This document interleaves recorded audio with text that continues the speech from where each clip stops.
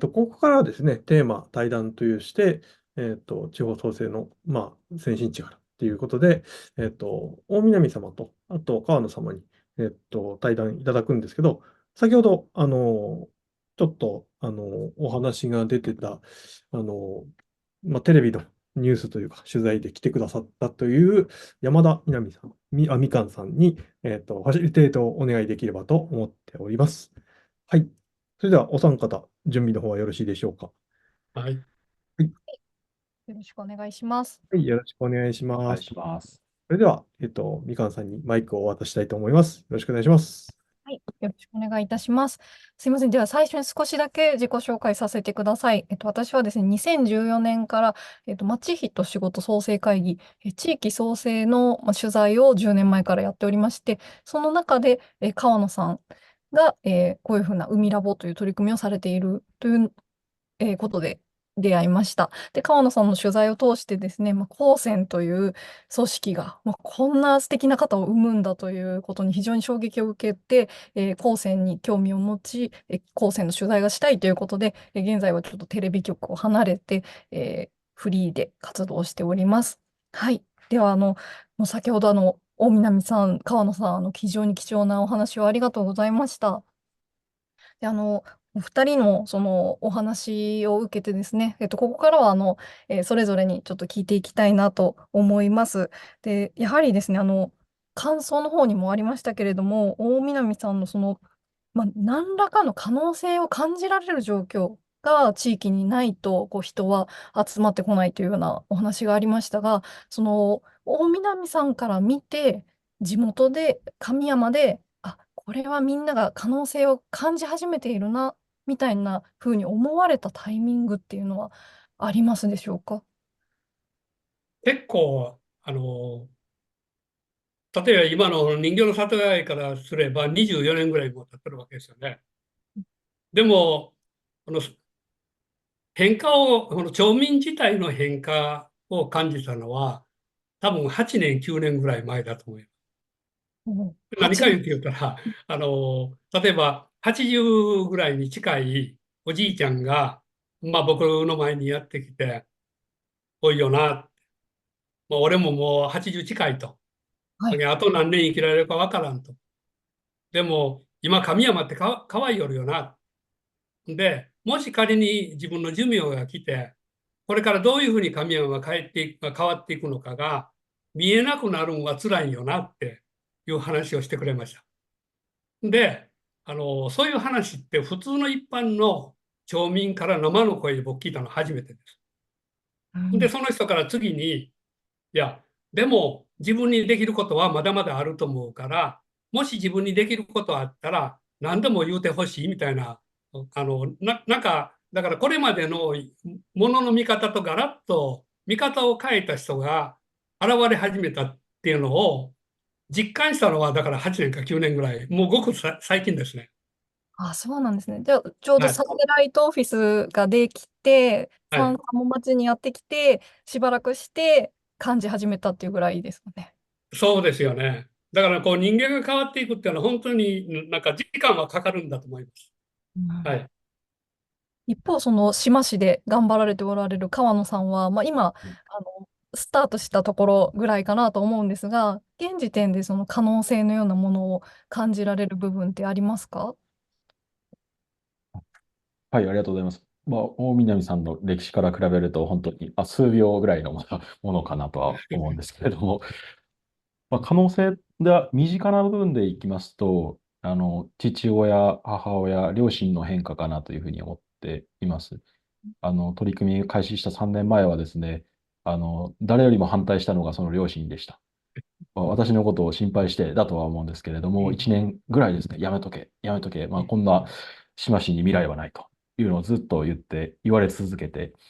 で、1年後ぐらいにですね、ある日、父親がテレビで取材を受けてる時にですね、ポロっと、あの、いや、なんとかしたいんだということを言っていたんですよね。で、父親自身が楽しそうに、この取り組みを、ミラボを作っていきたいという話をしていましてですね、それを聞いたときに私には言ってくれなかったんですけれども、テレビの取材を通してそうやって発信しているのを見てですね、それが一番身近な人ではあるんですけれども、まだ大丈夫かもしれない。父親まだ65歳ですので、まだまだこれからもやってくれると思うんですけれども、時間はかかるかもしれないんですが、少しずつ変化が出てくるっていうのが、身近なところから出てきてるかなと思ってます。神山とちょっと似たような感じの話が、お父様から聞こえてきたというところで、なかなかでも地方創生っていうのは本当に難しいっていうふうに川野さんのお話にもありましたけれども、その難しいなっていうふうに思われる瞬間っていうのはどういう時に思われますか？じゃあ川野さんの方から。そうですね。難しい。そうですね。その課題が整理されていなくて、何でもかんでもやろうとしてしまう。なので、方向性が整っていないっていう現状が一番難しいなというふうに感じておりまして、その中で、えなんでしょうね。旗を振って、大南さんではないですけど、デザインする人が必要なんですけども、そのデザインする人だって認められるところまで非常に長く時間がかかるなっていうふうに思っておりまして、私の中ではそれが一番難しいのかなと感じています。どうでしょう、大南さんの方は、その難しいなって感じられる瞬間、そういう壁にぶちか、当たった瞬間っていうのは何度かありましたか？あんまりないですね。ないっていうか、結局、なんていうかな、僕らいろんなことをこうやっとるけども、別に地方創生のためにやっとるわけではないわけですよね。うん。だから自分たちが面白がりたいからやいよるだけの、だからある意味こう、内発的な、内側のこう、作用なんかなと思います。だから、それが結果として地方創生になるっていう話だと思います。で、神山まるごと高専を作るときに、例えば、町の行政、あるいは町民向けの話としては、別にこれ神山町の地方創生のために高専作るわけではありません。でも、もしかしたらこれから神山、あるいは日本の社会が一番必要としておるものが神山にできるっていうことです。で、これが巡り巡って結果的に神山の地方創生になるかもしれませんねっていう話ですよね。だから、こう、物事を見るときに多分僕自身が一番大事なのは、この本質を曲げんっていうことだと思います。はい。だからそこで、なんか地方創生のためにっていう言葉を吐いた時点で、学校を作るっていう話になれば、そっちの方向に、常に周りからも期待されるし、これって自分たちが作りたいものとは違うわけですよね。だからそこを、結構そこは頑くなになんか、押し通す、必要はあるんかなと思います。ほんで、川野さんの話を聞きながら、僕は結果的に、何年前かわからんけども、川野さんの辿った道を少し先、辿っただけのような、あの、僕自身の、動きはそういう動きかなと思いますね。はい。うん。いや、本当に与えられた中でというか、目の前にあるものをこなしていった先が、現在の神山町だっていうようなことですよね、きっと。そうですよね。川野さんおっしゃられとったのも、今自分にできることをやっていくっていう話ですよ。で、ほとんどの人って結構、周りじゃなしにもっと最初から広げてしまうわけですよね。だから結果広げすぎて、これどういうふうにそこにアプローチしたらいいんかなっていうのが、多分分からなくなるんやと思います。だから一番分かりやすいのは、もう周りからこう広げていって、その届く範囲をずっと拡張していったら、それがもしかしたら世界につながっとったり、社会につながっとって、で、そこで初めて社会が変わったり、世界が変わるっていう状況にこう変化していくんかなっていうような印象を受けてますね。はい。川野さんも非常に大きくうなずかれてましたけれど、や、やはりその今取り組まれていることをコツコツとしていくことによって、神山でいうとこのレジデンスがしっかりして人が集まってみたいな状況になっていきますかね。どうでしょう。海ラボのその完成してオープンになられて、そのあたりっていうのは何か感じられる部分はありますか？そうですね。あの、まあ、さっき、お稲荷さんが、物の見方の話をしてくださったかなというふうに思っていて、物の見方っていう意味でいくと、少しずつ関わる方の多様性も上がってきていて、今まで自分が気づかなかった、その、まあ、本来、もともとあったものなんですけれども、ないものねだりをしてて、そのあったものを生かしきれてなかった部分を、なんか他の角度から見てきて、こういうふうにやったらいいんじゃないの、だったらこうしてみてはみたいな、そういう言葉がですね、この数ヶ月で何度も私の方にご提案いただいたりしてきていて、ちょっとそれは種が少しずつまかれ始めているなっていうふうには、すみません、抽象的ですけど、思ってます。多分もう小さなことからだと思いますけれども、きっとなんか種がね、これから徐々に育っていくのかなと思います。で、大南さんの話の中に、それこそその風の人と土の人というお話がありましたけれども、例えば今、この川野さんが種がちょっとずつという話がありましたが、風の人が来ることによって種がより広範囲に広がるみたいなこともありましたでしょうか？一つの例えば食のことが高校まで広がってっていうのを実際実感された瞬間みたいな。僕ですか？あ、はい。そうですね。多分、このフードハブなりの話も、うん。結局、このフードハブで入ってきた風の人が、今度町内の僕らと、それから町内の、例えば、オーガニックな野菜を作る人たちをつないでいくみたいな感じかなと。うん。だから、なんていうかな、直接一緒に住みながら、なかなかいるのが当たり前になりすぎて、あんまり改めてつながるっていうことないわけですよね。で、旧来の接点はあるんだけども、特にそういうような農業の面でなんか接点があるかいって言ったら、全くなかったわけですよね。だからそこのボンド役を入ってきた風の人たちが果たしてくれて、ほんで結果的に今度自分たち自身も町内のことを知っていくみたいなことがだからそういうようななんていうかな線がすごい入り乱れたり一本一本が太くなりつつあるような気はしますね。はい。ありがとうございます。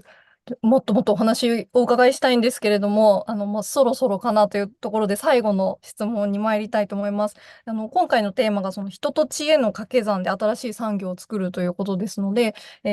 人と、知恵が掛け算される場所を、島も神山町も、作っておられるかと思うんですが、今後どういうふうに発展していきたいなですとか、こうなっていったらいいなみたいなものがあれば、お伺いできたらなと思います。川野さんからお伺いしてもよろしいでしょうか？はい、ありがとうございます。その数十年先っていうところは正直読めないですし、わからないんですけれども、なんか後世といいますか、私自身すごく恵まれて運が良くて、今こういう状況に挑戦させていただいているので、将来その次の世代の人たちが、またその挑戦ができるような、そんな状況にしたいなというふうに思っていて、場所を残したいというよりかは、人が残っていって、その人がまたその場所で挑戦している、そういうようなサイクル、僕が亡くなって終わり、死んでしまって終わりじゃなくて、僕がいなくなったとしてもそこで何らかことが起きていく、そういうようなところを、目指すという感じではないんですけれども、はい、意識としてはそこを目標にしています。ありがとうございます。大南さんもいかがでしょうか？すごい重なるところあると思います。川野さんと。で、例えば僕自身は経験的に、例えばフェーズで言えば、アートがあって、今度サテライトオフィスがあって、で、高専があったっていう、もしフェーズを考えるんであれば、例えばアートのプログラムをやるときに、いろんな様々な人たちが集まってきますよね。で、これって現象的には、これアートのプログラムを進めるためにやってきよるっていうふうに見えるんだけども、実はその出来上がったネットワークが何を作りよんかいうと言ったら、このアートの向こう側、ポストアートを作りよんやと思います。で、これが神山の場合だったらサテライトオフィスやったんやと思います。で、サテライトオフィスを成立させるために、サンサンテラ社長をはじめいろんな人たちが集まってきます。で、これ、山田さん、ニュース的に見れば、これはサテライトオフィスの現象の中で起こりよるって思うんだけども、このネットワークって何を作りよんかいうと言ったら、ポストサテライトやと思う。だからこれが神山の場合だったら、光線やったんやと思います。で、今回の光線っていうのは、スポンサーの企業をはじめ、これまでになかったこのネットワークっていうのを神山にもたらしてるわけですよね。で、これは光線のためでしょって見えるけども、これ実はポスト光線をこのネットワークが作り出していって、で、これが多分4、5年したら形になって現れてくるんやと思います。だからそういうようなところで、多分人のつながりって、すぐに成果を生むわけでも、結果を出すわけでもなくて、それがじんわりとなんか浸透しながら、なんか知らない間に次のものを、自然に生み出していって、このサイクルがあれば、川野さんの理想とするような、自分の理想とするような状況になっていくんかなっていう気はしますよね。はい。もう、メモにもありましたけれど、一朝一夕の取り組みではないと。もう人を呼んで、じっくりと時間をかけてというようなことで、今後も、どうなっていくか、ぜひ、注目し続けていきたいなと思います。はい。では、私の方から、司会の山本さんにお返ししようと思います。はい。皆さんありがとうございました。すいません。めっちゃメモ取ってたんで、ちょっと反応が遅れました。はい。はい。ありがとうございます。改めまして、ご講演者の方々に皆さん拍手いただけたらと思います。